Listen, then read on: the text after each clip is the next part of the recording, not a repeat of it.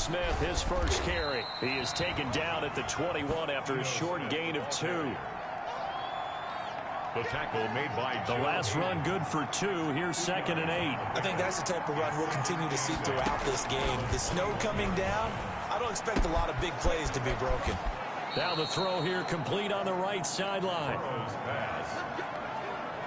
I think that's a big pickup for a first down because when you run a drag route against zone, you're sometimes asking for trouble because you might run into a defender. Yeah, well, there they ran into a first down. Executed it to perfection. There he goes left side. And all the way in for a Cincinnati score. Touchdown. Joe. All right, time for an early game drive here as they look to hopefully set the tempo for the remainder of the game to come. Here's Joe Mixon as they start on the ground. And they get him down, but not before he takes it across the 40-yard line. An excellent way to start the drive there, 18 yards. And a good pickup there by Mixon, and that shows the talent that he has. Back-to-back 1,000-yard seasons, 4th in the NFL in 2018, 9th last year. But I look for those numbers to jump back up again with the introduction of new talent in Cincinnati. He'll lose a yard there, and it's 2nd and 11. Brings up 2nd and 11 at the 42-yard. Now Burrow to throw on 2nd down. And the Steeler pressure too much here. He's going down. Chris Wormley busting through to get him for a loss of 6. So that'll leave Burrow and the Bengals with a 3rd and long after that sack we just saw. That's caught by his tight end, Foster Moreau. Burrow's pass. And he'll take this to the 47, but no further, as they get him down well short of the line to gain. He wasn't the primary target, but I think it was almost like a check down situation, wasn't it? Yeah, hoping he can break some tackles, a big tight end, but he couldn't do it. Yeah, get it to that big frame and hope he can scatter some bodies, unable to get it done. The Steelers take over. Absolutely.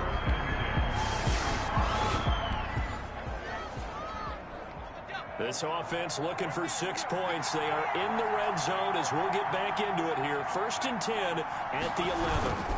On 1st down, Mixon.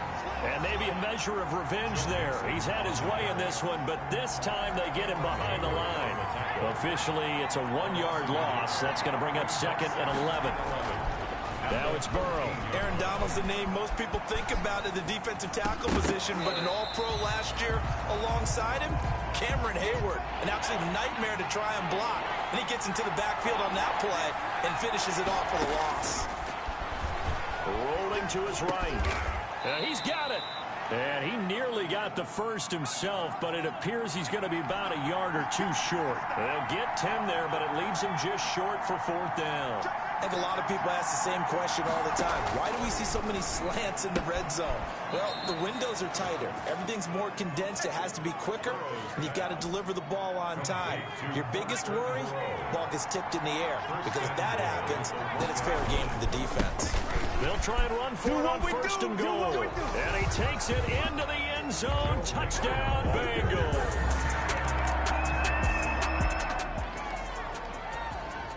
Coming up here, this defense looking for a 3rd down stop in the 2nd quarter. From the gun on 3rd down, it's Roethlisberger. Completing it to the right side, Johnson. And he will have it.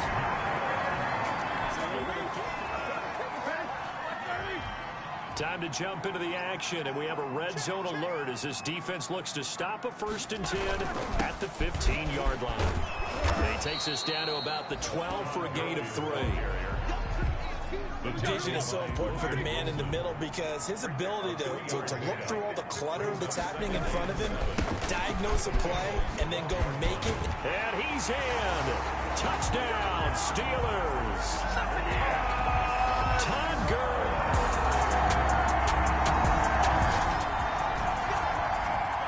This offense has been sustaining a nice, long, successful drive here. Now they're looking to finish it off. 1st and goal in the red zone. His pass caught at the 4. And the stop will come inside the 5 at the 4. That'll bring up 2nd and goal after the gain of 5. They'll set up the screen to Smith. And he'll take this into the end zone for a Bengal TD. Ito Smith.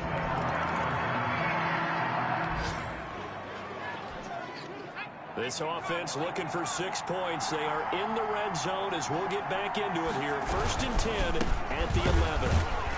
And he'll get this one down to about the 10-yard line. Credit him with a 1-yard gain there to make it 2nd and 9. Sliding out of the pocket. And he'll just throw this one over in the way of the security crew. Incomplete here. Oh, I like that right there. Not only was it the right play, throwing it away like that, frankly, I think it was the only play. Yeah, got outside of the pocket, realized he had nothing, just chucked it free. Yeah, lived to fight another down, right? To the end zone, but it's incomplete. They certainly had good starting field position on that drive, but couldn't do anything with it after 3 plays. Have to admit that that's a disappointing end to excellent field position. When that drive started, they had 6 points that they were thinking about. The score, Bengals 24.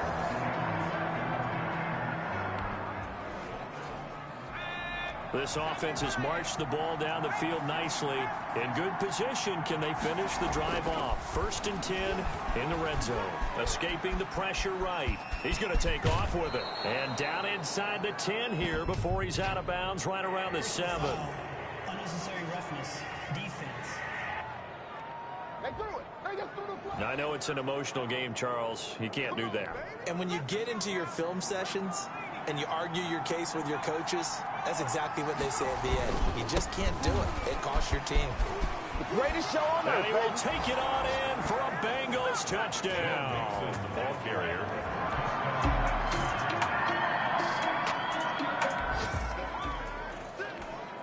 Fourth quarter, and it's kind of getting to be desperation time here for this defensive side. They need to get the ball back to their offense. They have a chance to do that on 3rd down. Oh, the ball comes out on the hit, but they'll say it's incomplete.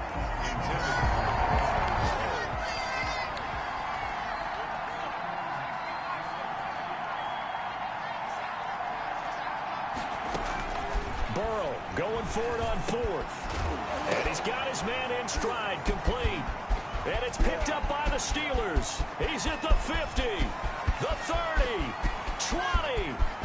And he takes it back to the house. A fumble recovery for a Steeler.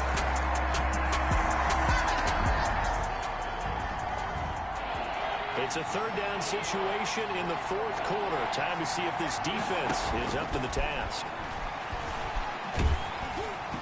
And he takes a shot on the release as this will be incomplete.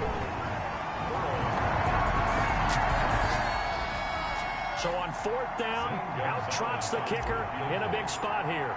This to make it a 2-score game. Gonzalez's kick is good. And that will bump the lead up to 11. The score, Bengals 33.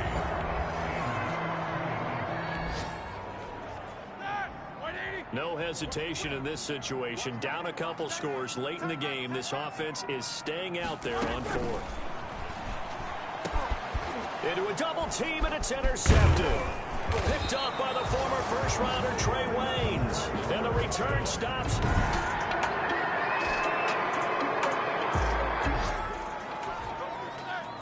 No hesitation in this situation. Down a couple scores late in the game. This offense is staying out there on 4th.